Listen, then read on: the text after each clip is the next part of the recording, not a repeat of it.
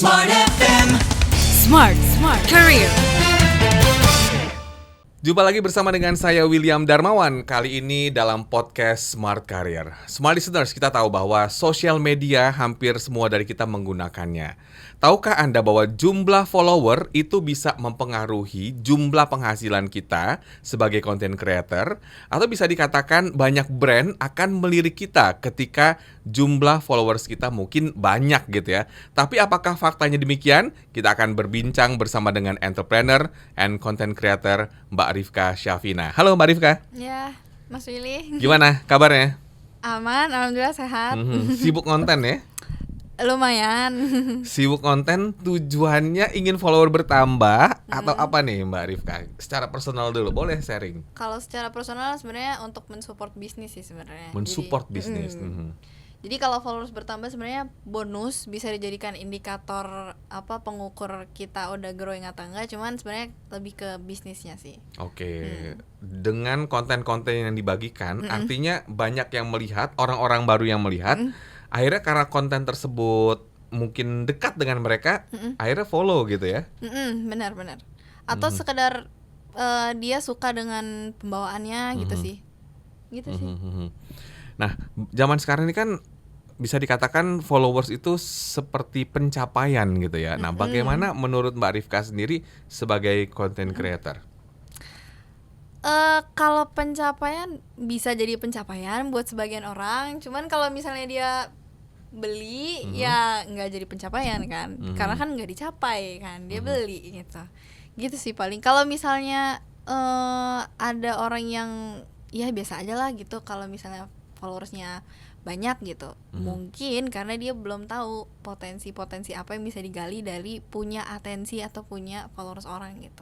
Karena kalau zaman sekarang kan the new currency is the attention ya gitu. Jadi atensi itu adalah mata uang yang baru gitu. Gitu sih. Maksudnya apa itu? Kalau kita bisa mengendalikan atensi orang, itu kita punya peluang untuk lebih kita punya kuasa yang lebih, kita punya power yang lebih. Karena gini, kita bangun tidur buka HP, scrolling sosmed, ya kan. Jadi konsumen, jadi buruh atensi terus gitu. Jadi konsumen konten-konten di luar sana gitu. Jadi ketika kita bisa mengambil atensi orang-orang ini, kita bisa ngedrive mereka sebenarnya. Kita nih pengen mereka beli kah, ikut member kah misalnya, karena kita udah punya atensi mereka gitu. Jadi apapun yang kita lakukan pun mereka akan lebih aware gitu dibanding orang-orang yang dia tidak punya atensi gitu. Gitu sih.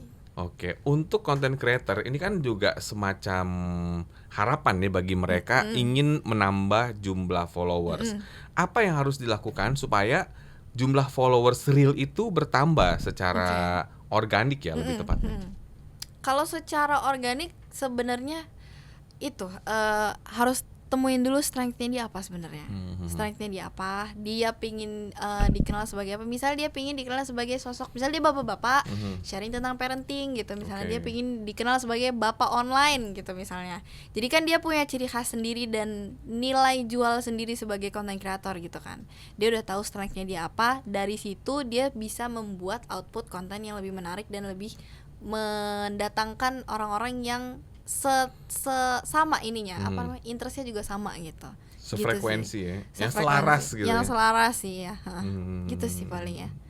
Nah, banyak kita lihat gitu ya di sosial media yang followernya banyak gitu, atau jumlahnya ya bisa dikatakan cukup tinggi ya. Padahal dia mungkin ya bukan selebritas gitu. Atau mungkin content creator yang terkenal, tapi dia klien-klien itu tidak melirik.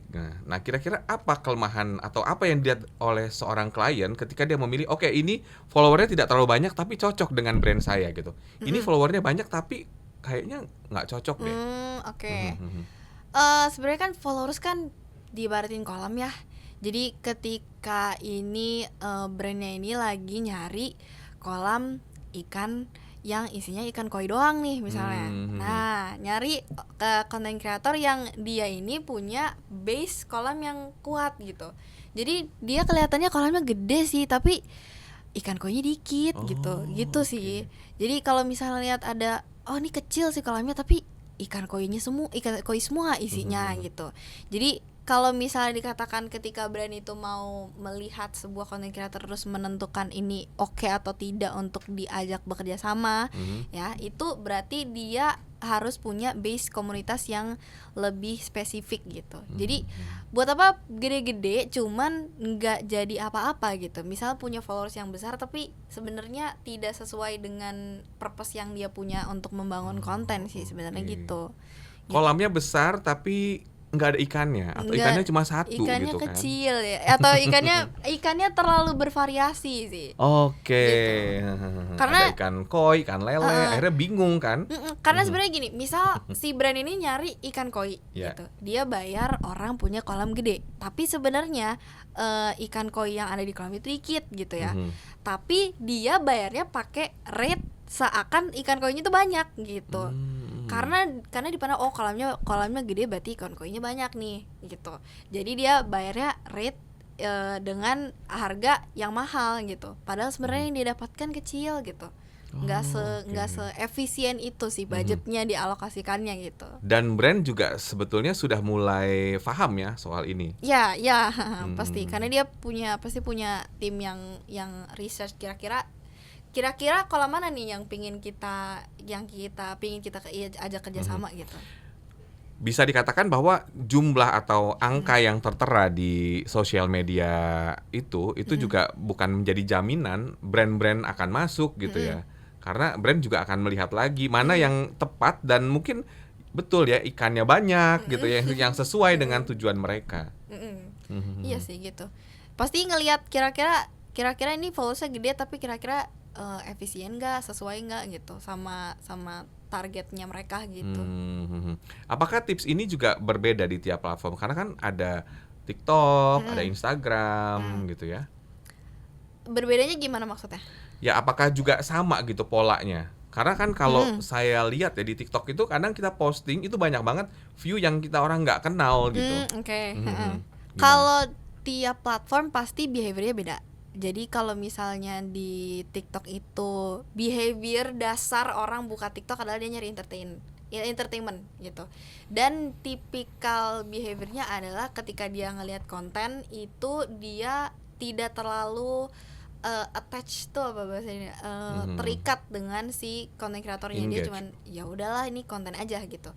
Nah jadi makanya banyak kasus di mana kalau misalnya di platform TikTok itu orang viewersnya banyak tapi followersnya nggak sebanyak itu gitu. Betul. Karena si audiensnya behaviornya seperti itu gitu. Dia nggak yang aku harus connect banget nih dengan konten kreator ini gitu. Beda dengan Instagram, sebenarnya Instagram lebih personal gitu. Dari segi behavior audiensnya, kalau budaya follow-followan itu kan awalnya dari Instagram ya gitu. Jadi masih ke bawah sampai sekarang, ketika orang ngeliat sesuatu kayaknya gue harus follow dia deh gitu biar gue dapet konten lagi dari dia gitu. Tapi kalau misalnya TikTok nggak terlalu gitu karena rata-rata entertainment sih gitu. Jadi sekilas dia bisa dikatakan sekilas kayak aja, gitu ya. Makanya ketika dia ngeliat konten kita belum tentu kita di follow ya. Jangan follow. GR dulu ya. GR dulu sebenarnya. Nah sebenarnya pintar-pintar kita gimana caranya bikin konten yang ngarahin orang untuk follow sebenarnya. Gitu. Makanya kalau konten TikTok itu kan konten receh aja, kenapa nggak banyak yang follow ya karena dia tidak berhasil membuat konten yang mengarahkan orang untuk follow gitu. Jadi cuman sekedar menghibur aja tapi nggak membuat orang stay sih. Oke lah, misalnya follower ini kita ibaratkan ikan-ikan gitu ya, supaya ikan-ikan yang masuk ke kolam kita tuh spesifik. Misalnya tadi ikan koi gitu, atau bahkan ikan lele pun kalau spesifik kita kan ada marketnya juga gitu ya. Itu gimana caranya? Oke, kalau misalnya gini, setiap platform kan punya jenis output kontennya beda-beda. Misal kalau misalnya kita bicara teknis Instagram misalnya, itu kan ada story, ada reels, ada foto aja, ada feeds aja atau carousel aja gitu ya. Nah, setiap dari jenis konten ini itu punya kegunaannya masing-masing gitu. Kalau misalnya kita objektifnya sekarang adalah pingin naikin followers gitu misalnya, pingin nambahin ikan masuk ke kolam kita gitu, maka kita cari output konten yang disebarin ke luar dari kolam kita juga gitu. Ibaratnya nyebarin umpan tapi ke kolam lain juga gitu. Nah jenis konten apa yang sesuai atau yang mendukung tujuan kita. Oke. Kalau misalnya di Instagram, tipikal konten yang mendukung adalah tipikal konten yang video atau reels. Kenapa? Saat ini. Untuk saat ini. Mhm. Kenapa? Karena kalau misalnya konten reels itu dia disebarkan ke kolam lain juga. Kalau misalnya yang carousel, dia disebarkan ke kolam kita doang. Ibarat kita udah punya kolam, umpannya cuma dikasih ke kolam kita doang. Kalau misalnya yang reels, umpannya disebarin ke kolam lain. Jadi ikan dari kolam lain bisa masuk ke kolam kita gitu. Jadi sebenarnya kegunaan setiap output konten itu beda-beda. Nah, terkait kalau misalnya gimana caranya narik ikan yang kita pingin, ya berarti umpan yang kita kasih adalah umpannya si ikan yang kita pingin gitu. Misalnya ikan lele sama ikan koi umpannya beda, kita pengennya narik ikan koi, jangan ngasih umpan buat ikan lele gitu. Jadi kita pingin narik pecinta bola gitu. Tapi konten yang kita bikin traveling, ya gimana orang pecinta bola mau tahu kita suka bola juga gitu. Oke, jadi wajar ya kalau job MC saya agak menurun ya. Karena kontennya kayaknya cuma 5% dari yang saya posting di sosial media. Sebenarnya ini banyak ilmu yang bisa kita petik gitu ya. Karena memang tadi branding juga ada kaitannya. Ya bagaimana kita memancing atau juga mengundang ikan-ikan yang sesuai dengan target kita tadi gitu ya. Nah, kalau follower bayaran atau mungkin yang komen-komen bayaran gitu ya, itu ada nggak sih penilaian dari brand? Kita suka ada ngeliat tuh komen-komen kayaknya ini apa istilahnya ya, buzzer ya? Kelihatan sih sebenarnya. Kelihatan sih sebenarnya. Kalau misalnya udah sering main sosmed sebenarnya kelihatan. Karena pertama tadi kalau misalnya brand kan pasti dia ngeliat nih followers dari orang-orang ini. Ketika misal dia pingin masuk atau kerjasama sama si konten kreator A gitu, pasti kan dia ngeliat dulu nih followersnya nih. Misal dia adalah konten kreator yang bahas tentang parenting, tapi kok isi dari followersnya kok orang-orang yang kok anak muda ya gitu, kok nggak sesuai ya. Harusnya kan dia parenting, dia bahasnya tentang cara menjadi orang tua, harusnya lebih banyak orang tua gitu. Nah itu akan kelihatan sebenarnya dari profil followersnya gitu. Nah kalau misalnya udah sering lihat sosial media, itu sebenarnya akan lebih sensial, lebih ada lagi gitu. Ketika misal kita ngelihat sebuah akun followersnya gede, tapi ketika ngelihat engagementnya, kok yang like cuma 1 ya gitu, yang like cuma 2 tapi followersnya ratusan ribu gitu misalnya. Karena kalau misalnya skemanya gini, kalau misalnya beli followers itu akun-akunnya itu biasa akun-akun bisa jadi akun spam, akun-akun yang sama Instagram itu di tag sebagai akun-akun yang cukup suspicious ya, agak meragukan gitu akun-akunnya, atau dia punya atau dia pernah melakukan aktivitas yang bisa berpotensi untuk diblokir sebenarnya sama si Instagram itu gitu. Jadi ketika beli followers itu sebenarnya kita balik lagi, kita beli ikan-ikan yang sebenarnya kita nggak mau sebenarnya, ikan-ikan catat sebenarnya gitu. Kok gitu ya, ikan-ikan apa? Sebenarnya ikan-ikan catat yang bentar lagi mati sebenarnya. Gitu. Jadi dikasih makan umpan juga nggak mau dia.